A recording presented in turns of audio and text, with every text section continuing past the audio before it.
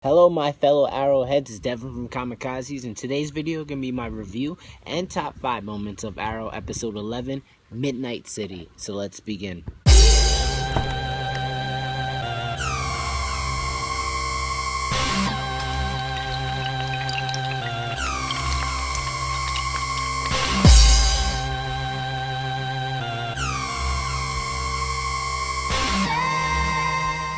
So, in my opinion of last night's episode of Arrow, I would have to say it was an A for me. I really enjoyed it. It was really focused on the struggles and the trials that Laurel will have to go through to become the Black Canary we know and love. We could see her struggling, getting beat up, cut up, and everything. And, she's not going to start off like Oliver, like, okay, I'm a hero, I don't need to train. Forget this, I got this. I like that we're going to have to see her fight and, struggle to make it to the way Sarah was, to get to that level. But, like I said, I really enjoyed the episode. We're still in the second part of the Canary trilogy, 3-part episode. So I can't wait to see what will happen, how it concludes next week, how her journey will end, or the trilogy will end. But also, I can't wait to see when Oliver comes back and, how that's going to happen. Because he was very opposed of her suiting up as the Canary. So the fact that she is now, while he was gone, he might be a little pissed. But back to the episode. The episode picks off when Brick and his gang, trying to take over the Glades and kidnap some aldermans. Like, I skipped a little part, but, none of that was really important besides the nightmare scene between Felicity and Oliver, where she pretends that he stood with her instead of fighting Roz, and then suddenly sword out his chest. Like, that was the only most interesting part of the whole episode in the beginning, I feel. So I'm skipping ahead to where Brick is kidnapping aldermans, and then we see, Laurel and even Ray get into some action. Ray's rusty, or still a scrub, because he should have died a couple of times in that little sequence. Should have got shot, but the gun jammed. Lucky him. Laurel got beat up a little bit, but she fought and, came through in the end. But we're starting to see, Team Arrow slowly start to work together, even though Oliver's still not there, and it's still a little rough, because they're not as cohesive without Oliver as when he's around. But they're getting better, and we see Laurel suiting up as the Black Canary, trying to fight crime, and it doesn't go great at first because she almost dies in the process of trying to save someone. But, with the help of Arsenal, he saves her and takes her back to the Arrow Cave to argue about why are you suiting up. You have a law degree. I've been getting trained. I got trained by Oliver, and I have had years of training in the streets. You have a law degree. What's the matter with you? Even Diggle comes to yell at her and is like, Laurel, this is not what Oliver wants. You can't be Sarah, and you know that. But eventually they realize that she's not going to stop. So they just allow her to fight as long as she does it with them, close to them, so they can watch her and observe, make sure she doesn't die, because God forbid she dies, Oliver comes back, he'll kill all of them. But then eventually, they try to, Arsenal and Laurel try to stop or rescue the aldermans that Brick kidnapped. And their rescue attempt fails horribly, because it ends up after Roy, shoots Brick after the little scuffle. After Brick just sent Laurel flying, he got shot by an arrow by Arsenal, and resulting in so, he took the arrow out and shot one of the aldermans in the back and killed him. And that was really hard for Roy and Laurel, because it was their fault, in a sense.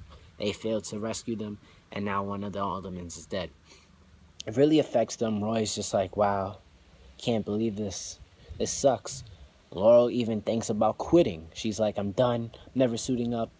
She tells that to Felicity, who decides to stop by and talk to her, because Felicity then realizes that she hasn't told her dad that Sarah's dead. After, Detective Lance is like, my daughter's around, she's not answering, and then it's just like, wow, he doesn't know, and then tells Captain Lance that, the arrow's gone. He's not saving us. But eventually, Felicity pep talks Laurel and is like, you can do this, we need your help. then goes to the Arrow Cave with Laurel and pet talks them, and they get them going. So they go with a little help from Ray Palmer in his helicopter, which was hilarious because Felicity was like, I need the keys, and Ray was like, there are no keys for a helicopter, and then she was like, really? That was funny. But with the help of them, Team Arrow goes to the warehouse where Brick is at and managed to rescue, the Aldermans and escape. Except Laurel gets caught with Brick, and she outsmarts him. She leads him in a different direction and lands a few hits, but just as she's like got her together, knees to the balls, and then the best part of the whole episode, she was like jumps out the window onto the ladder like one hand, like I'm that dude. But that was awesome. And then a lot was shown. We even got to see Merlin being a father and worried and like, Thea, I need you to come with me now. And it's just like, she's like, why? Because Ra's al Ghul is after us. And he doesn't tell her exactly like what's going on, like why he's after her, why after them. And she refuses. She's like, no, you taught me how to fight, and we're gonna stay here. We're gonna fight this. And eventually the dad gives in to his daughter, of course. But going flashbacks, we see the result, because we're told in this episode that Maseo and Tatsu don't really communicate with each other. And part of the reason is Maseo joins the League of Assassins and the death of their son, which, even though they haven't said it, they are hinting it very much so.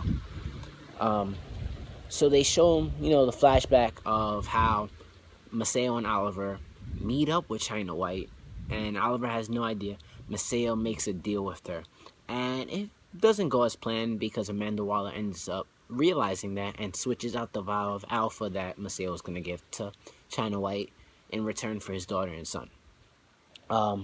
They manage, to rescue Tatsu and their son, and Oliver's mad. Like, how can you do that?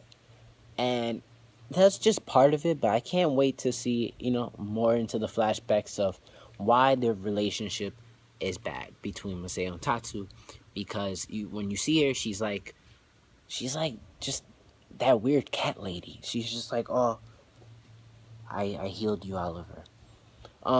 But back into present time, we see them healing Oliver, and Oliver's trying to realize, what's going on, and about his city. He's informed that his city's being destroyed right now.